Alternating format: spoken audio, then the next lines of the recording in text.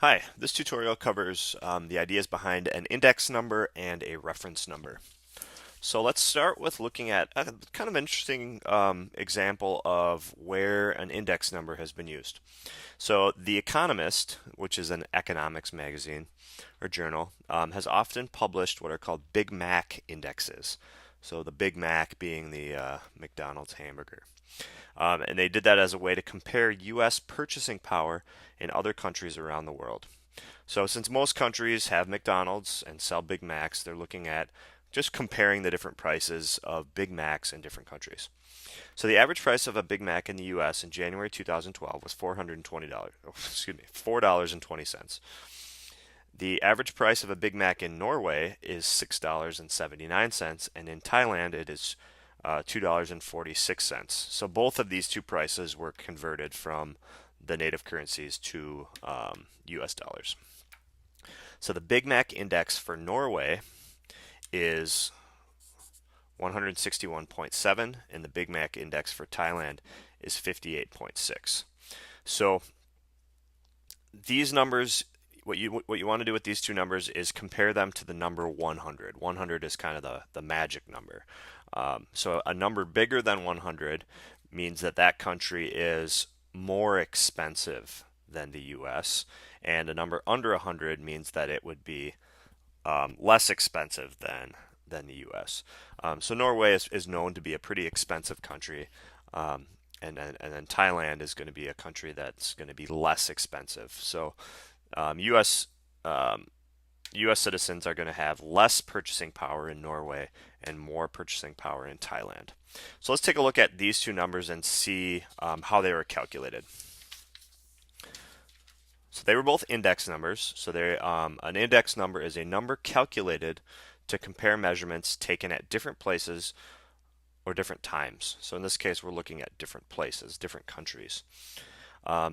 And then a reference number is a value of one particular time or place used to calculate an index number. So since The Economist is a U.S. publication, they're using the U.S. Big Mac price as the reference number. So to calculate an index number, you simply take the new value divided by the reference value, and then you multiply that number by 100. So let's go back and take a look at how the two index numbers were calculated. So the 161.7 and the 58.6. So let's go ahead and do those calculations for both Norway and for Thailand. So for Norway, again, it's going to be the new value divided by the reference value times 100. So the new value being the price of the Big Mac in Norway, your reference value is the Big Mac price for the US, and then you want to multiply that number by 100. Okay, so if we calculate that ratio, so dividing those two numbers in our calculator, and then multiplying that by 100, and rounding that value, we end up with 161.7. Again, that being our Big Mac index for Norway. Okay, now if we look at Thailand, again, it's going to be your reference value divided, or excuse me, your new value divided by your reference value times 100. So in this case, we're going to take the price of the Big Mac in Thailand divided by our reference value and multiply that by 100. So again, if we go to the calculator, I'm going to do 246 divided by 420, or excuse me, $4.20, and then multiply that number by 100, and I end up with 58.6 as my index number. Okay, so that is how those two index values were calculated for the two different countries. All right. An index can also be used to measure inflation. So not only just purchasing power, but also inflation. So inflation is a rise in the prices of goods or services in an economy over time. Okay, so let's take a look at an example of how inflation is commonly measured.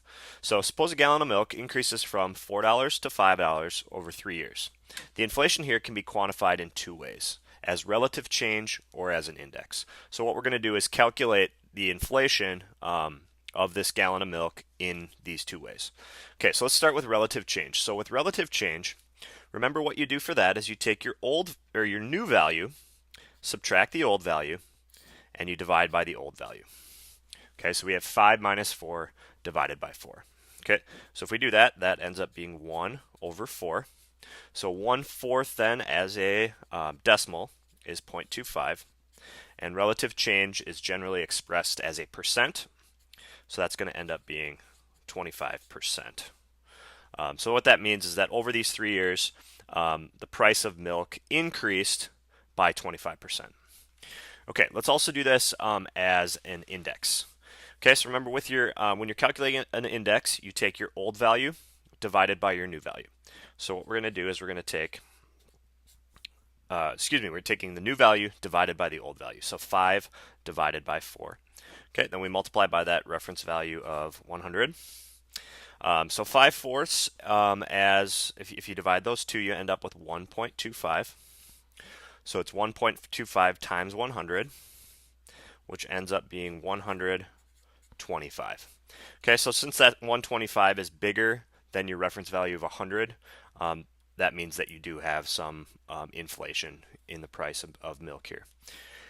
All right, so again, that's two ways of expressing inflation of this gallon of milk over the 3 years, both in terms of a percent as relative change, but also as an index value. Okay, a common place where you see index values is what's known as the CPI, which is the Consumer Price Index. And what that is it's the weighted sum of the indexes of over 60,000 goods and services. And this is specifically for the US. And the U.S. Bureau of Labor calculates the CPI frequently to measure inflation in the U.S.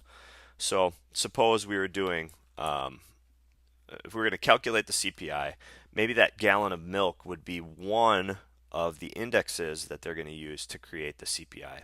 And it's a weighted sum.